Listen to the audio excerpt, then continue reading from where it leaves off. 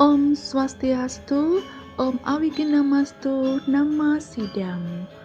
Hari ini Minggu, tanggal 2 Juli 2023. Kami mahasiswa Stah Dharma Nusantara kelas eksekutif Tangerang semester 6. Hari ini kami akan mengadakan atau melaksanakan tugas, yaitu tugas untuk tes Dharma Wacana sebagai tugas dari mata kuliah penyuluh agama Hindu yang akan dipandu oleh Bapak dosen.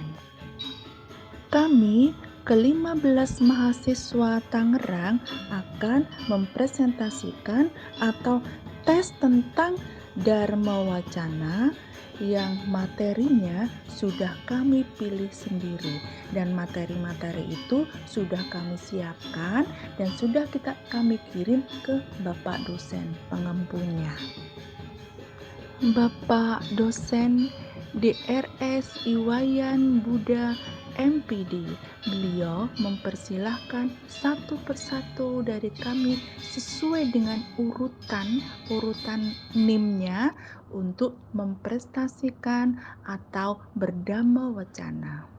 Bapak-bapak sebagian besar memiliki sepuh yang sedikit mengulas tentang ajaran Trihita Karana. Yang pertama, Trihita Karana memiliki, kalau kita ambil di sisi kehidupan pada saat ini, buat komunikasi dengan dia.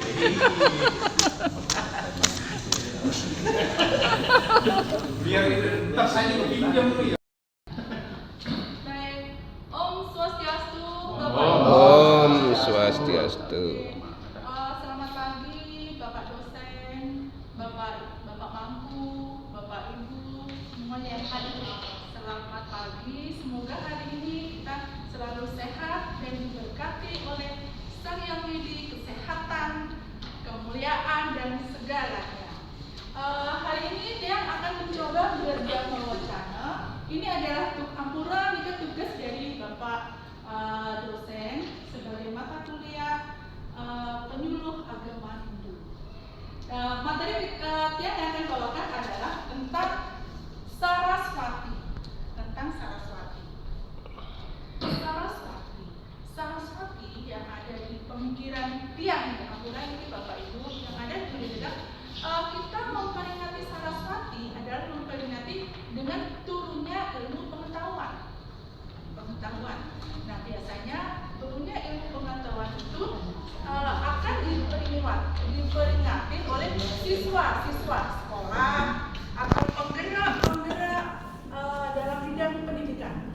Biasanya mereka selalu melaksanakan dengan acara-acara Saraswati. Acara Saraswati itu ada katanya. Kalau kita biasanya gini, kalau kita ibu-ibu biasanya belum apa-apa itu kita sudah disibukkan dengan segala macam lah, seperti itu biasanya. Nah itu kalau di Pasraman kita anak-anak biasanya dengan disebutkan lomba-lomba baca sloka biasanya seperti itu. Tapi kalau di Banjar lebih mewah lagi, lebih apanya yang dilakukan dalam Saraswati itu lebih banyak lagi, dari mulai pertama sampai terakhir itu nanti ada menaruh untuk anak-anak, dan itu biasanya dilakukan oleh ibu. Makna Saraswati kalau menurut Ampura Bapak Ibu, menurut pemikiran tiang adalah ini: Saraswati itu adalah ilmu pengetahuan yang akan selalu hadir mengimirkan kita. Ilmunya itu tidak akan berubah, tidak akan berkurang, dan tidak akan hilang, terus mengalir terus ke kita, ilmu-ilmu itu. Dan ilmu pengetahuan itu emang anugerah dari Tuhan Sang Yang Widi, bahwa kita diberikan ilmu pengetahuan supaya kita tidak bodoh, tidak awidya. Nah, dengan adanya ilmu pengetahuan kita jadi bisa memberikan memberikan makna. Jadi seperti ini, kalau dengan pintar, dengan ilmu pengetahuan, kan kita bisa menjalankan dharma dengan baik. Jadi dharmanya itu sesuai dengan dharmanya kita jalankan. Tapi kalau kita tidak berilmu, tidak punya pengetahuan, kita akan menjalankan dharma itu bagaimana. Tapi dengan ilmu yang baik, jadi kita akan selalu menjalankan dharma dengan yang benar. Gitu. Nah, terus ilmu pengetahuan yang telah diturunkan oleh Dewi Saraswati sebagai manifestasinya Sang Hyang Widi di Trenggalek. Nah, itu selalu dia memberikan kita begini. Ini loh, ilmu yang harus kalian pelajari. Karena kita umat Hindu, kita warga Hindu, otomatis yang kita pelajari, yang kita laksanakan adalah dharma yang Hindu. Dharma Hindu itu kan banyak ya kalau kita sebagian sesuai dengan profesi ataupun sesuai dengan kebisaan kita. Kalau misalkan tiang Ampurani, Bapak Ibu, tiang ini kan profesinya tiang pasrama. Jadi yang saya pelajari adalah tentang pasrama, tentang anak-anak, tentang siswa, tentang budaya-budaya militer itu. Nah, itu saya pelajari dengan baik dan benar supaya saya menyampaikan ke anak-anak saya itu juga baik dan benar. Nah, gitu. Nah, itunya saya bersyukurnya dikasih ilmu pengetahuan, dikasih kekuatan gitu di saat itu. Saraswati selalu kita lakukan, kita peringati setiap ada hari waktu gunung kalau nggak salah ya, manis saya itu nanti biasanya selalu ya, udah pasti itu kita lakukan. Dan kemudian ciri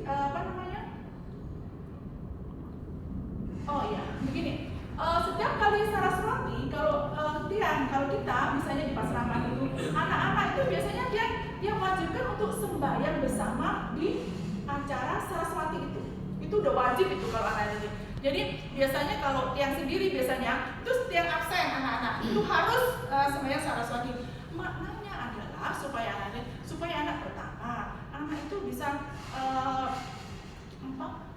benar-benar bersyukur gitu loh, rasa syukur dia bahwa dia itu sudah bisa melaksanakan persembahyangan, bisa sehat, bisa bisa beraktif, itu harus bersyukur. Kemudian dengan melaksanakan sembahyang Saraswati bersama-sama dan itu mereka juga akan terbebas dari kebodohan gitu. Kemudian dengan sembahyang Saraswati bersama, kalau di tiang ya, maksudnya di pasar-pasar itu anak-anak itu akan meningkatkan rasa spiritual anak-anak. Jadi pasti mereka untuk Saraswati itu kan mereka harus bangun pagi, terus bangun itu untuk hanya menghadap Tuhan itu banyak rentetannya gitu. Jadi seperti itu. Nah, biasanya kalau yang kemarin pas di Pasraman itu anak-anak itu selalu kalau dalam sembahyang bersama itu disuruh membaca doa-doa yang simpel aja kalau anak-anak ya, kayak seperti doa-doa yang Saraswati yang biasa dilakukan anak-anak itu seperti ya Om Saraswati Namasyubhyam Karma Derupini Siderastu Kamasami Sadi Bawan Usalam. Itu biasanya anak-anak dilakukan setiap kali melaksanakan Saraswati. Arti dari doa-doa yang dilakukan itu salah satu adalah Om Dewi Saraswati yang mulia, yang maha cantik, yang maha indah. Semoga kita selalu dilindungi dengan kesempurnaan. Jadi dengan melakukan doa-doa itu, semoga doa-doa baik itu akan datang ke diri anak-anak.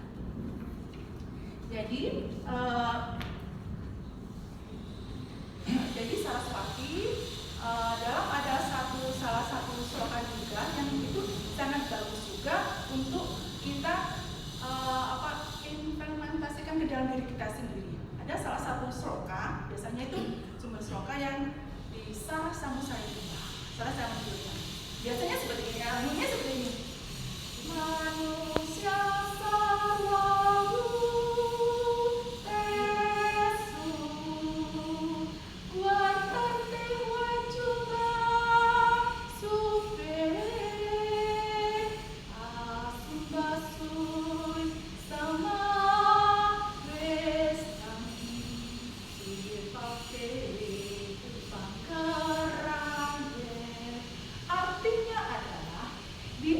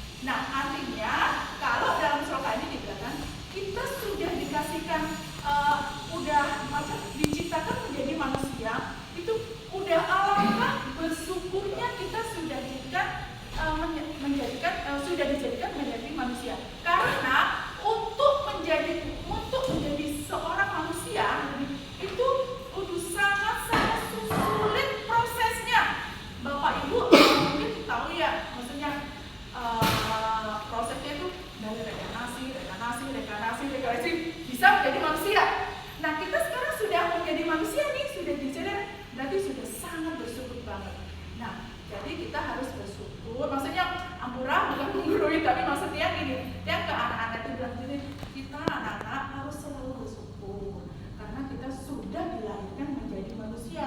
Karena untuk lahir menjadi manusia itu sangat-sangat sulit. Jadi kita sudah menjadi manusia, rugi dong Pak kita, anak-anakku semua Bapak Ibu. Ini kalau kita udah jadi manusia, tapi masih aja tidak bisa membedakan mana yang baik dan mana yang buruk. Maksudnya alangkah ruginya gitu loh kita, alangkah ruginya gitu. Tetapi kalau kita sudah bisa membedakan mana yang baik, mana yang buruk, karena kita juga sudah diberi pengetahuan dari Dewi Saraswati, pendidikan yang pengetahuan yang baik, nah kita akan selalu bersyukur. Baik Bapak Ibu, Ampura hanya itu saja dan mewacanakan. Ampura kalau ada yang salah kata atau salah tindakan. Terus satu lagi Bapak Ibu boleh kan nggak apa namanya nggak afdol kalau nggak ada pantun ya Bapak Ibu. Harus ada pantun ya Pak. Baik, nanti cakep gitu nih Pak. Orang cantik orang cakep. Pagi-pagi membeli jamu. Cantik. Jangan lupa membeli bakwan. Bapak Ibu, meskipun kita jarang bertemu, jangan takut, wisuda kita akan tetap jalan.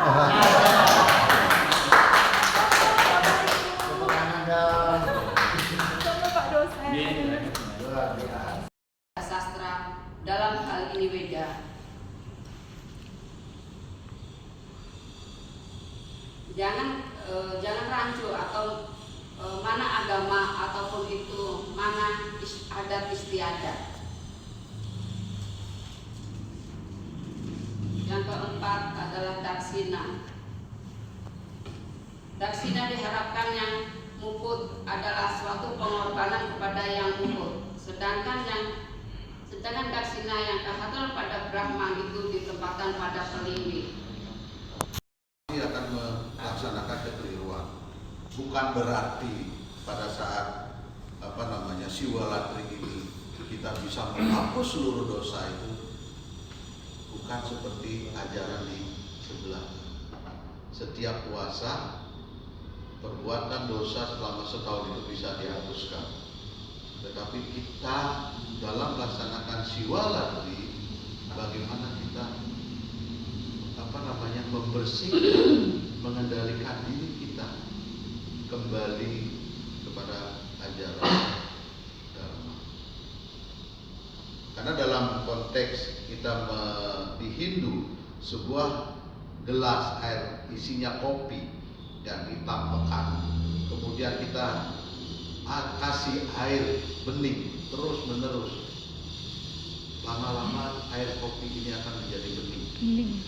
Hitamnya itu akan menjadi bening. Itulah proses karma yang kita lakukan di ajaran Dharma. Dari ketiga tahapan Siwalatri itulah seperti contoh air kopi di dalam gelas yang selalu kita tambahkan air putih, air bening, sehingga kopi itu akan menjadi bening.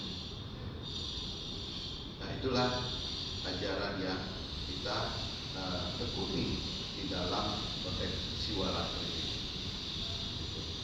Nah, kemudian dari beberapa ajaran Siwalatri ini sering juga banyak pertanyaan, apakah secara lugari itu ada? Apakah kita dengan melakukan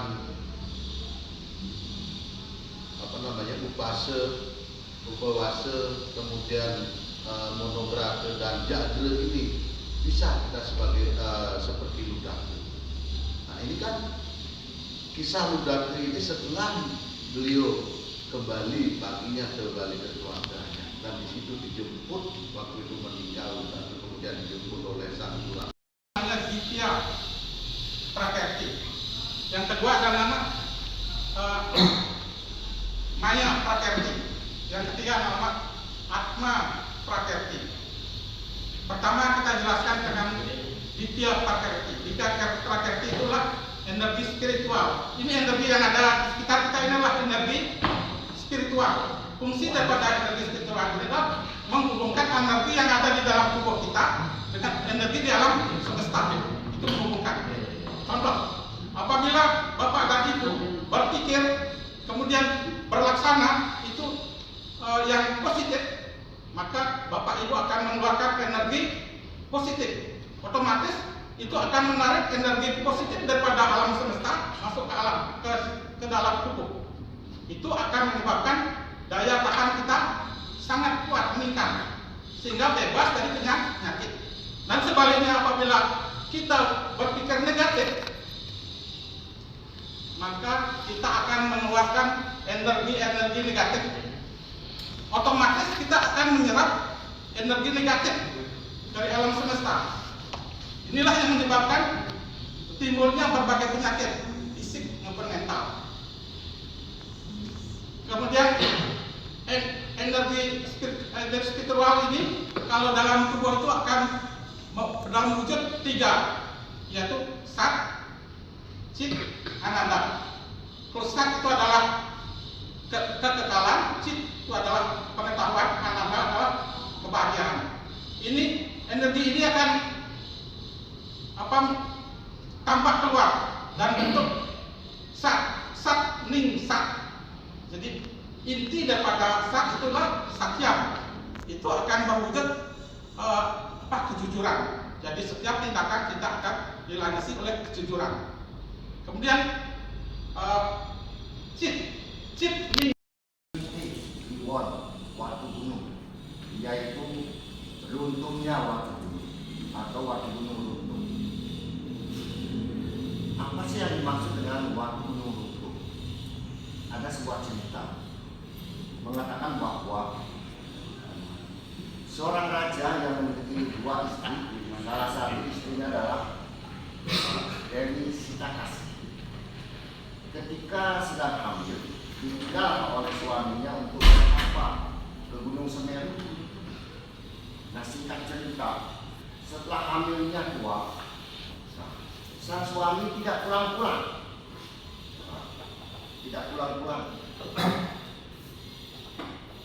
Sehingga sang istri mendatangi kemana dan di mana suaminya bertapa. Namun tibalah di suatu tempat, di situ ada bak besar. Sang istri Dewi Sitakasi tidak tahan lagi untuk melahirkan. Nah, begitu lahir, batu pecah. Nah, ketika anaknya lahir juga tidak ketemu dengan sang suami. Disitulah sang istri sedih sekali. Dalam kesedihannya ketemulah dengan Dewa Brahma. Lalu diceritakan kisahnya, perjalanannya sampai dia melahirkan di tengah hutan. Nah, sang Dewa Brahma ini saking terharunya, diberikanlah kekuatan kepada sang jaman bayi, sang anak ini yang baru lahir, tidak mati dibunuh oleh raksasa, tidak terkalahkan oleh para dewa, tidak terkalahkan oleh apapun, tidak juga siang, tidak juga pagi, sekaligus juga bahwa jangan Viprati Bauda Pipa Kasam Manam Pretapi Yatika Yathai Kasam Sasram Dharma Dabinya Buduham Durpape Durmanam Pas Kuranti. Semoga bumi ini menjaga kelangsungan hidup manusia yang berbicara dengan berbagai bahasa, menjalankan ibadah dan berbeda-beda, yang tinggal di wilayah yang berbeda-beda pula. Hargailah mereka seperti keluarga yang tinggal dalam satu rumah. Dengan demikian bumi menganugerahkan kemakmuran bagaikan curah susu yang tidak hentinya dihasilkan oleh sapi. Ketika umat manusia dengan sadar dan sungguh-sungguh membangun SDM yang berkualitas dan berakhlak mulia, siogianya mereka dapat mengedepankan toleransi orang bijak, mengatakan bahwa lebih utama mendidik seorang putra yang suputra daripada melakukan upacara yatnya 100 kali. Inilah salah satu pandangan Hindu yang dapat dijadikan sebagai acuan di zaman kali juga di masa ini.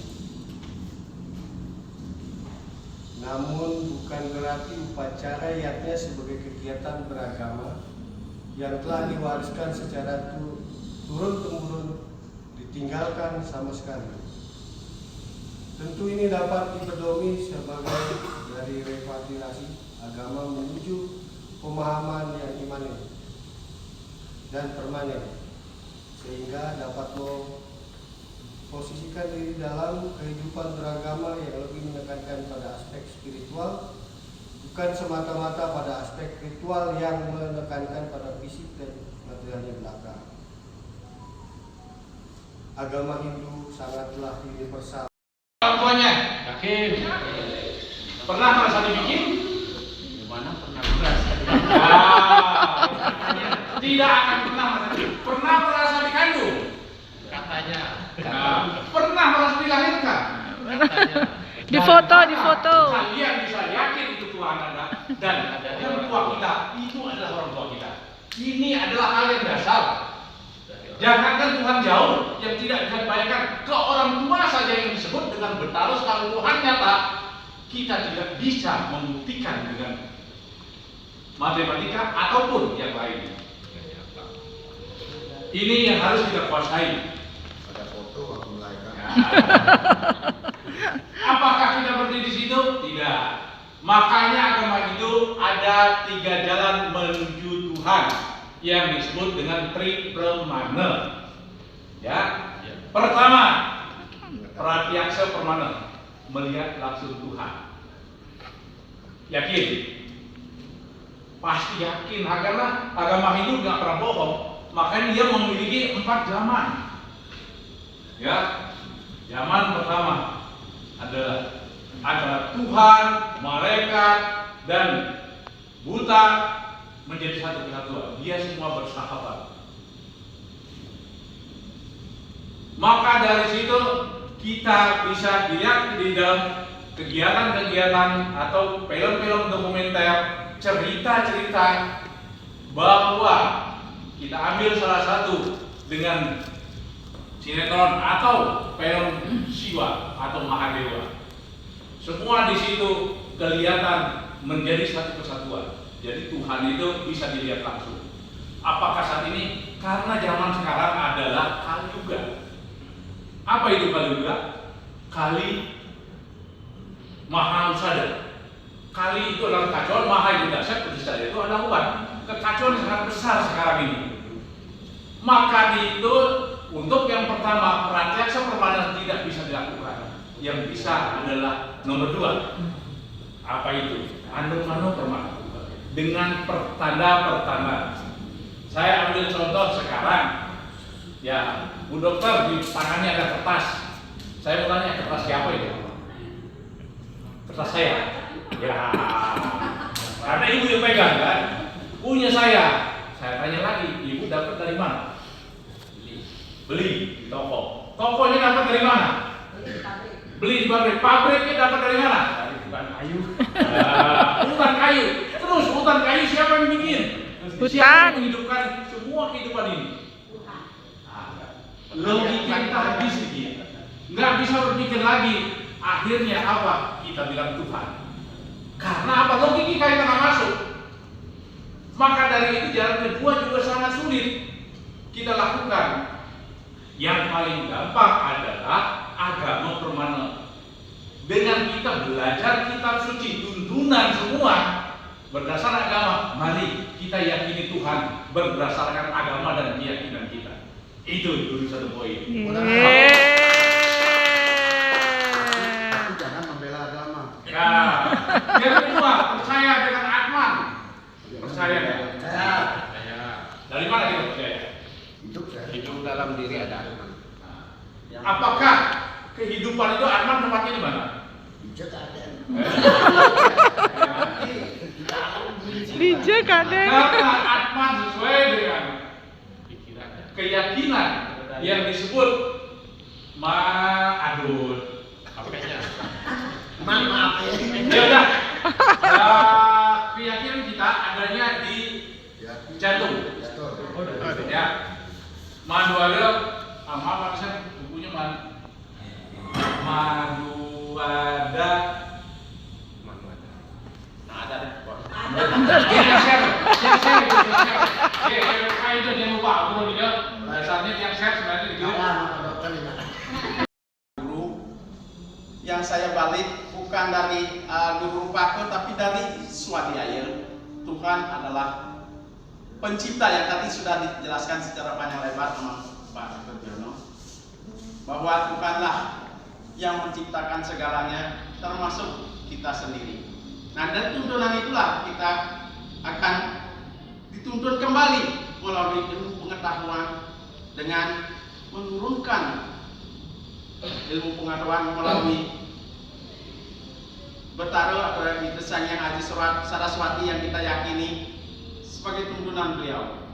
Banyak simbol-simbol bahwa ilmu pengetahuan itu merupakan suatu yang bisa kita pelajari yang tidak habis-habisnya seperti rangkaian kapal militer, seperti kewibawaan yang kita dapatkan dari ilmu pengetahuan.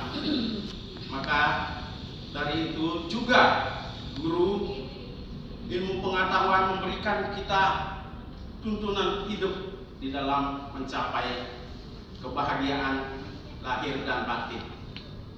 Selain itu, guru Rupake yang kedua, guru Rupake adalah yang kalau kita yakini kayak tadi secara keseluruhan akhirnya juga ketemu dengan Tuhan. Yang pertama adalah memberikan kita hidup dan kehidupan, menciptakan kita dengan Rupake. Bapak, Ibu, orang tua kita yang kita harus hormati, yang kita harus kasih suatu penghormatan yang tertinggi, karena beliau yang merupake kita, memberi kita kehidupan, memelihara kita sampai kita sekarang ini masih, walaupun orang tua kita sudah tiada, juga kita tetap akan hormat, memberikan penghargaan yang tertinggi kepada orang tua kita. Jangan lupa dengan orang tua kita. Di mana orang meyakini, orang Bali terutama meyakini bahwa siapa yang lupa dengan kawitan, lupa dengan leluhur, dia akan tidak nyaman dan tidak akan baik hidupnya di dunia ini. Itu yang pertama. Yang kedua, guru yang mengajarkan kita ilmu pengetahuan seperti guru di sekolah, guru pengajian. Tentunya guru pengajian kita bisa melihat seperti cerita Bambang Kelawil, walaupun di dalam beliau ditolak menjadi gurunya Begawan Ronaldi, tapi tetap dia menghormati gurunya dengan sebaik-baiknya, sehingga ilmu pengetahuannya diserap dengan baik, dengan sempurna. Hanya dia bisa sebagai tempat, walaupun di dalam cerita itu gurunya yang tidak baik dengan dia, tapi tetap kita hormat dan menghargai guru yang disebut dengan guru susrusil, yaitu bakti dan taat dengan ajaran guru. Adapun yang kebalikannya, guru yang tidak, kita yang tidak menghormati guru namanya guru apa namanya? Alpake guru. Di mana kita tidak akan menemukan kebahagiaan bila kita alpake dengan guru, seperti saya bilang tadi. Nah, guru yang ketiga adalah pemerintah atau guru wisesa, di mana guru wisesa memberikan kita pedoman di dalam kehidupan ini seperti perundang-undangan yang kita lakukan, yang kita ikuti, biar kehidupan kita bisa tertata dengan baik. Seperti secara kecilnya saya coba contohkan, ada lampu merah, kalau mau mana umpamanya lampu kawinan atau wiwaha. Dalam negara kesatuan Indonesia, dalam negara kesatuan Indonesia ada undang-undang yang menyatakan tentang perkawinan, yaitu nomor 1 tahun 1974, yang berbunyi, perkawinan ialah ikatan lahir batin antara seorang pria dengan seorang wanita sebagai suami istri dengan tujuan membentuk keluarga atau rumah tangga yang berbahagia dan kekal berdasarkan ketuhanan yang Maha Esa. Oke, Bapak Ibu, jadi negara pun mengatur tentang perkawinan kepada seluruh keluarganya yang ada di Indonesia, tidak membedakan baik agama apapun. Oke, kembali kepada perkawinan menurut agama Hindu. Dalam kitab Manawasastra menyatakan bahwa tujuan perkawinan Hindu yaitu meliputi 3. Yang pertama, Dharma Dampati, yaitu hidup suami istri hidup bersama-sama mewujudkan pelaksanaan dharma. Oke, Bapak Ibu. Yang kedua, Praja. Praja ini adalah suami istri atau Bapak Ibu melahirkan keturunan untuk kita melangsungkan kehidupan. Yang ketiga adalah Rati, mungkin Bapak Ibu pernah dengar, yaitu menikmati kehidupan seksual dan kepuasan indera lainnya. Seperti itu. Jadi tujuan utama dalam perkawinan adalah melaksanakan dharma, ya, melaksanakan dharma tadi seperti yang sudah disebutkan dalam 3 poin di atas. Dalam perkawinan, suami istri hendaknya berupaya jangan sampai ikatan tali perkawinan tersebut retak atau lepas. Pasangan suami istri hendaknya dapat mewujudkan kebahagiaan, tidak terpisah satu dengan yang lainnya, bermain riang gembira dengan anak dan cucu-cucunya. Dalam Sloka Rigveda 10 sloka dalam Rigveda bab 10 sloka 85 ayat 23 disebutkan bahwa Soam Jaspatyam Suryanam Astu Dewa, yang artinya, ya para dewa, semoga kehidupan perkawinan kami bahagia dan tentram.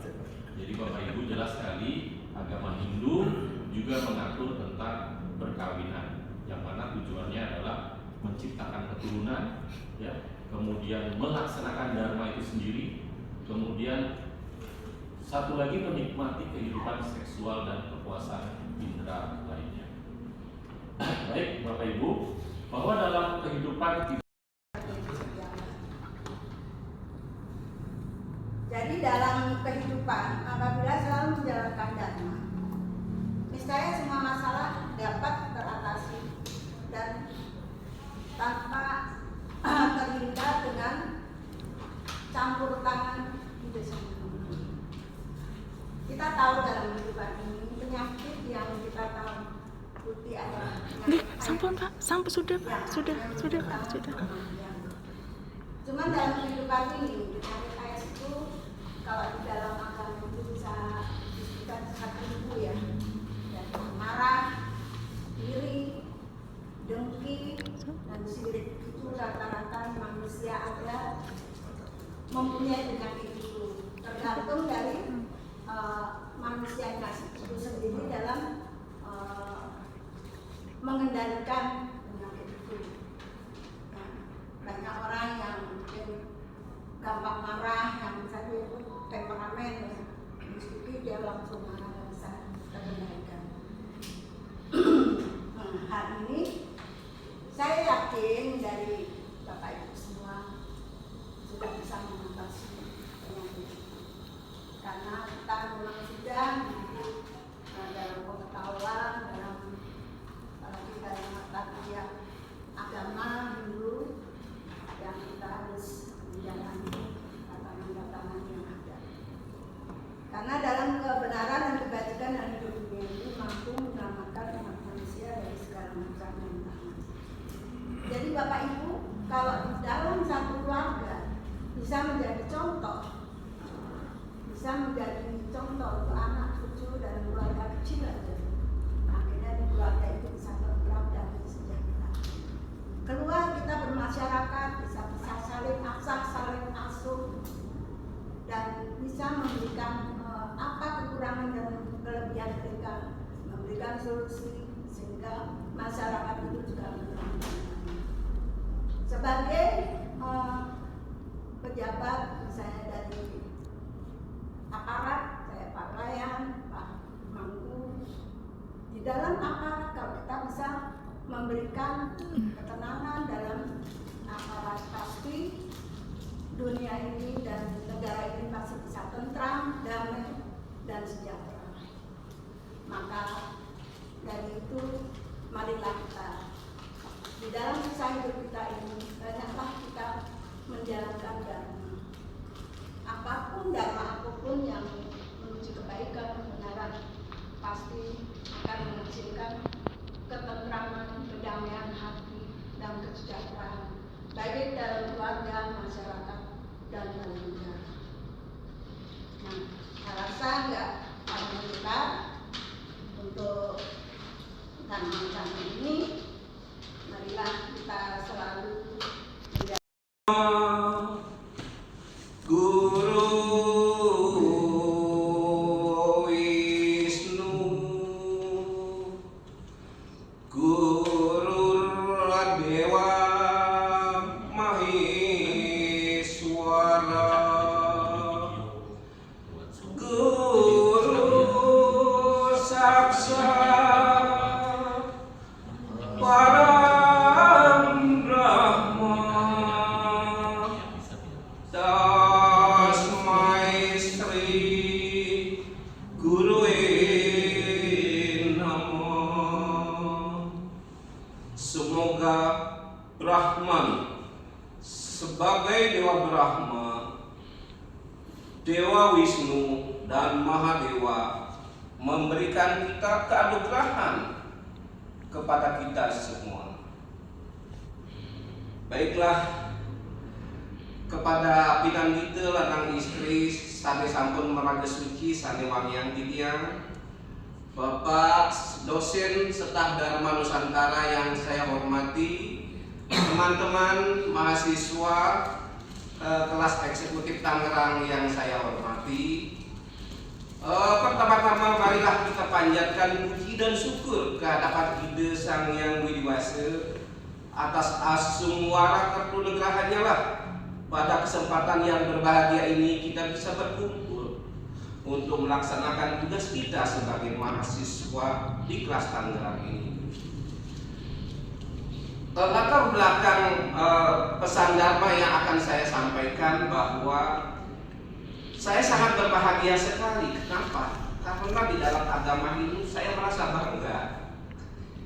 Banyak sekali konsep-konsep yang luar biasa. Misalnya ada Pancasraga, Trikaya Parisuda, Tatwa Mahasi. Semuanya mengimplementasikan kebaikan tentang ajaran Dharma. Yang konon ceritanya di dalam agama Hindu semua ada, tetapi di luar agama Hindu itulah belum kita dapat temukan. Nah, untuk umat Dharma dalam kesempatan yang berbahagia ini, izinkanlah saya menyampaikan sebuah pesan Dharma, yaitu tentang kerangka dasar agama Hindu. Nah, Bapak Ibu umat Dharma yang berbahagia, dalam kesempatan ini saya akan menyampaikan bahwa kerangka dasar agama Hindu itu adalah 3, yaitu yang pertama adalah tatwa, yang kedua adalah susila, dan yang ketiga adalah upacara. Di mana dalam ketiga ini tidak dapat dipisahkan antara satu dengan yang lainnya, selalu berkesinambungan. Maka dari itu, sehingga kita harapkan keharmonisan dalam melakukan kita beragama dimanapun kita berada. Nah, dalam hal ini saya akan menyampaikan ulasan satu persatu, yaitu tentang tatwa. Nah, kenapa tatwa ditaruh yang utama? Karena takwa itu adalah mengajak kita tentang keyakinan. Kita beragama diharapkan untuk yakin terlebih dahulu. Ketika kita sudah yakin, maka akan keduanya, baik itu etika dan upacara, akan mengikuti. Maka dituntutkan yang diutamakan adalah yakin. Vegetarian itu dibagi 3 bagian, yaitu di mana pada orang yang vegetarian ini diperbolehkan minum susu dan telur. Sedangkan lactovegan, pada orang yang melakukan lactovegan ini tidak makan telur. Sedangkan yang vegan, dia total tidak makan telur dan minum susu.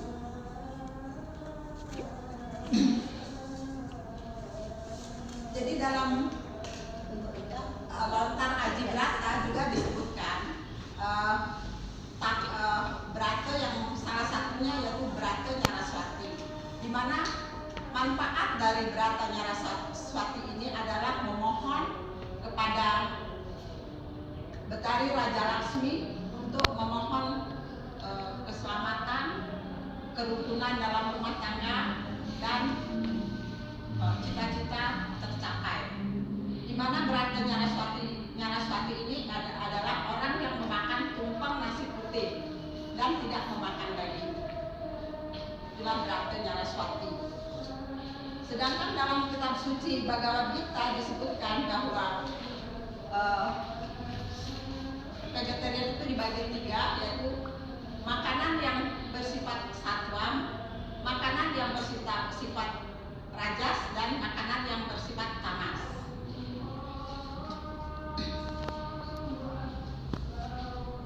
Jadi dalam vegetarian ini kita lebih banyak secara umum yaitu makan yang ahimsa, yang tidak dibunuh dan dimana dalam Bhagavad Gita disebutkan bahwa pengendalian indria kita itu tergantung dari apa yang kita makan.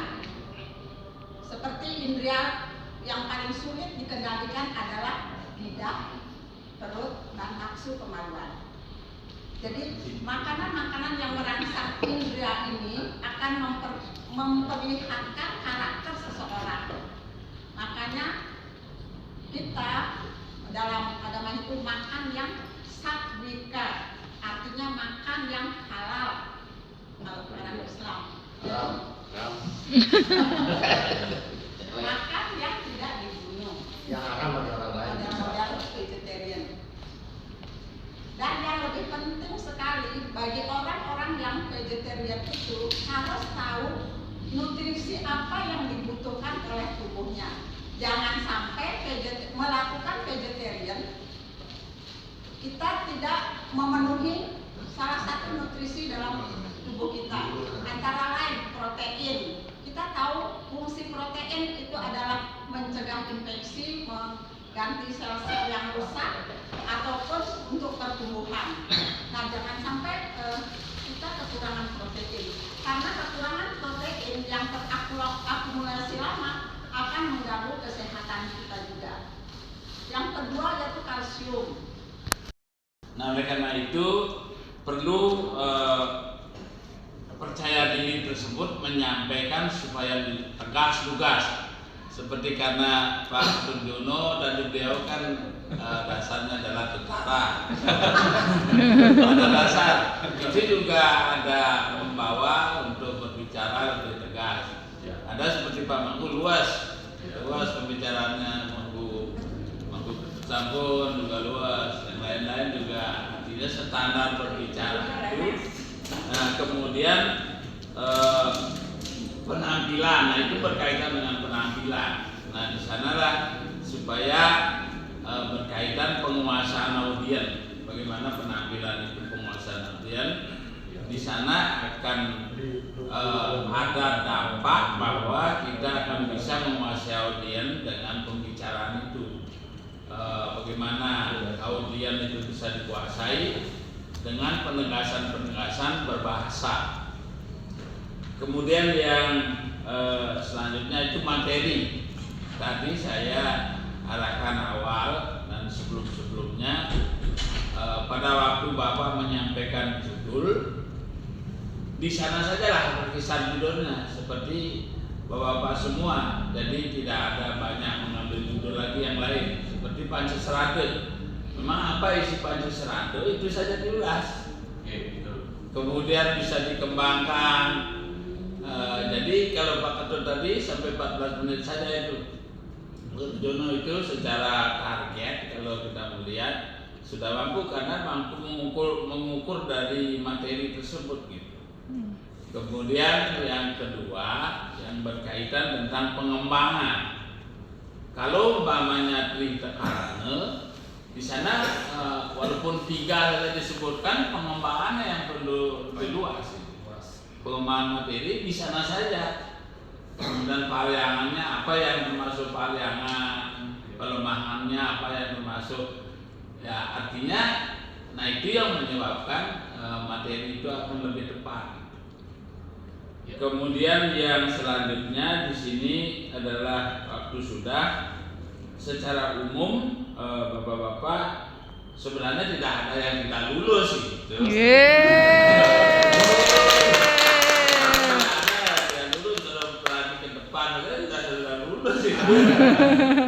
Ya artinya kita kan di sini pasti secara akademik itu kita menyimpan, pernah mengatakan ini ada menanya begitu supaya teman-teman itu pernah lah mengadakan pelatihan, pernah lah. Jadi buktinya nanti bisa terpakai di puro, dipakai di mana, digunakan di mana, apalagi sudah pengalaman keluar lebih tinggal menyesuaikan saja. Kalau memang waktunya lebih banyak, silakan. Kalau kami kan membatasi di sini karena itu standar nasional. Kalau masih agak berbicara bebas, itu kan bisa berasan. Bahwanya materi lupa itu kan biasa itu. Biasa ada salah. Tinggal mematangkan dalam proses mempersiapkan kalau seandainya ditunjuk oleh pengurus Banjar atau Parisade tunjuk itu tinggal lebih penting mempersiapkan. Jadi dalam proses pelatihan ini kan tinggal nanti bawa jumlahnya, bagaimana jumlah Brahmacana, kemudian apa yang perlu disampaikan dalam materi tersebut. Artinya jangan sampai ada istilahnya proses obat beku itu obat nyamuk udah nanti bahasa yang sudah diucapkan lagi itu. Tapi bapak tidak ada kalau mau baca kerpekan itu biasa itu MC saja lah begitu. Kalau pendarmocana yang baru berlatih tidak masalah. Biar tampil di umum bawa kerpekan kecil yang bersifat sloka, yang bersifat lagu, itu boleh saja. Tapi jangan baca semua itu. Kalau membaca ya itu audiennya 9.000 sudah. Bingung. Dan dapat ditatap mukanya, kemudian ada dialognya itu jadi minus itu. Krisan dia sebentar Pak. Oke, kiri. Baiklah, sungsema, matur sungsema kepada Bapak Ibu semua atas perhatiannya. Tiang akhiri dengan Paramasanti. Om Santi, Santi, Santi, Om.